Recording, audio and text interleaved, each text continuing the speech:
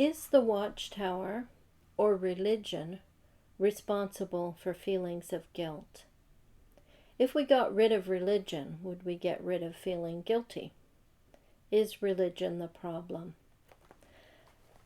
This is the observation that Bergman makes about this point in his book, Jehovah's Witnesses and the Problem of Mental Illness. He says, the sense of guilt is too fundamental and too easily aroused to be thought of merely as the product of religious teaching artificially built into the life through morbid instruction. Mental hygiene finds guilt too common an experience to be thought of as something brought into existence by ecclesiastical effort. Guilt, as used here, refers to the general internal feeling of uneasiness, especially that called depression, and the general sense that things are not right. The witnesses, though, often cause a significant increase in the level and intensity of guilt. So who have feelings of guilt? Both religious and non-religious people. It is common to all people, to all societies and all cultures, a feeling of guilt, because we all have a conscience. I can think of two movies that illustrate this. The first one being The Treasure of the Sierra Madre, which it was made in 1948 with Humphrey Bogart. And he plays a character called Fred C. Dobbs, a down-and-out American who goes kind of crazy with greed as a gold digger. And he mumbles to himself at one point in the movie, conscience, what a thing. If you believe you got a conscience, it'll pester you to death. It's a great movie. The second movie that came to my mind when I was doing this preparation on guilt was On the Waterfront. This one was made in 1954 with Marlon Brando as the main character, Terry Malloy. Terry Malloy, he sets up a friend, and then later, when he's feeling guilty, he complains, conscience, that stuff can drive you nuts. Another really good movie. The Apostle Paul, he outlines 3 things that make us feel guilty, or 3 things that make judgments on the way we live. The 3 things he mentions are creation, because there's an established order in creation. There's rules even in creation, things that dictate behavior. Conscience is highlighted, and revelation, or revelation from God, the written word, the Bible, the law. Romans 2, I thought we would read just verses 12 to 16, where he talks about the role of conscience. For as many as have sinned without law will be punished without law, and as many as have sinned in the law will be judged by the law. For not the hearers of the law are just in the sight of God, but the doers of the law will be justified.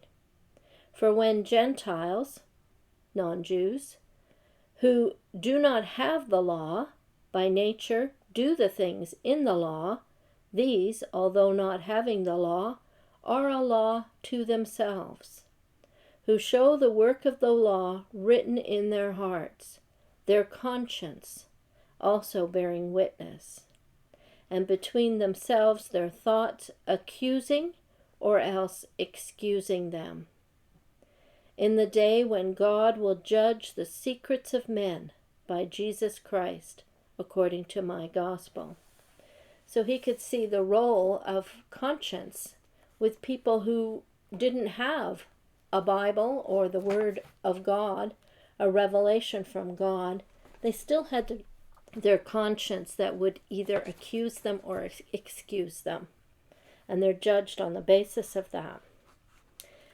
One of the greatest Bible stories about conscience that I can think of is the one of Joseph and his brothers in the account in Genesis.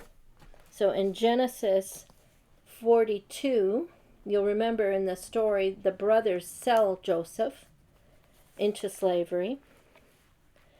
And then years later, many years later, about 22 years have passed, and they face a bad situation in Egypt. They don't recognize their brother, who is the ruler there. And when bad things happen to them, this is how they relate to those things. This is Genesis 42, verses 21 to 23. Then they said to one another, "We are truly guilty concerning our brother, for we saw the anguish of his soul when he pleaded with us, and we would not hear. Therefore this distress has come upon us." And Reuben answered them, saying, "Did I not speak to you, saying, 'Do not sin against the boy'? And you would not listen. Therefore, behold, his blood is now required of us." But they did not know that Joseph understood them, for he spoke to them through an interpreter. So those many years later, they're still feeling guilty about what they did to their brother. And they're thinking all the bad things that come up in life are God's way of dealing with their sin. They're responsible for what they did, and they feel guilt. Then after Joseph forgives them and has brought the whole family to Egypt and is taking care of their needs, when their dad dies, this is how the brothers feel. This is chapter 50, verses 15 to 21. When Joseph's brothers saw that their father was dead, they said, "Perhaps Joseph will hate us and may actually repay us for all the evil which we did to him." So they sent messengers to Joseph, saying, "Before your father died, he commanded, saying, 'Thus you shall say to Joseph, I beg you, please, forgive the trespass of your brothers and their sin, for they did evil to you. Now please, forgive the trespasses of the servants of the God of your fathers.' And Joseph wept when they spoke to him. When his brothers also went and fell down, then his brothers also went and fell down before his face, and they said, 'Behold, we are your servants.' Joseph said to them, 'Do not be afraid, for am I in the place of God? But as for you, you meant evil against me, but God meant it for good, in order to bring it about as it is this day, to save many people alive. Now therefore, do not be afraid. I will provide for you and your little ones.' And he comforted them and spoke kindly to them." So many, many years later, they're still feeling guilty because of the things they did to their brother. They knew it was wrong. Bergman, in the quote that I read from Dr. Bergman, he ended with, "The witnesses, though, often cause a significant increase in the level and intensity of guilt." So while we've been going through Dr. Bergman's book, we've been observing clues as to why Jehovah's Witnesses experience mental health issues, either while they're witnesses or when they leave the witnesses, or having grown up as a witness. For whatever reason, it has an impact on their life. Why does he say it's a more intensified feeling of guilt that's produced by the Watchtower? My belief is because there's no relief given to you or offered to you in JW.org. The absence of the teaching of grace, of unconditional love and acceptance, of forgiveness, those things make for a major problem for Jehovah's Witnesses. If you never feel you can be forgiven, or you never feel you can be accepted, and if you fall and you just think, I can't be forgiven, it's always going to be held against me, you will continue to feel guilty. So the opposite is given to us in the scriptures. God does forgive. He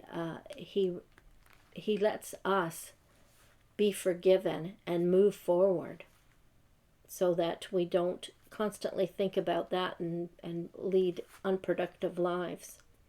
I'm going to link to 2 videos.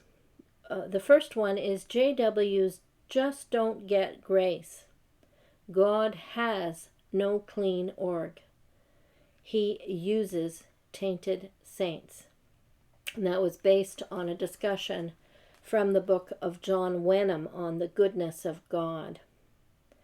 And the second one is one I did with C.S. Lewis's book, Mere Christianity. This is more to do with conscience. Where do right and wrong come from in a random universe? Because it was the idea that we know right and wrong, we know what we ought to do, that actually shifted Lewis from his atheistic perspective to one of belief in God.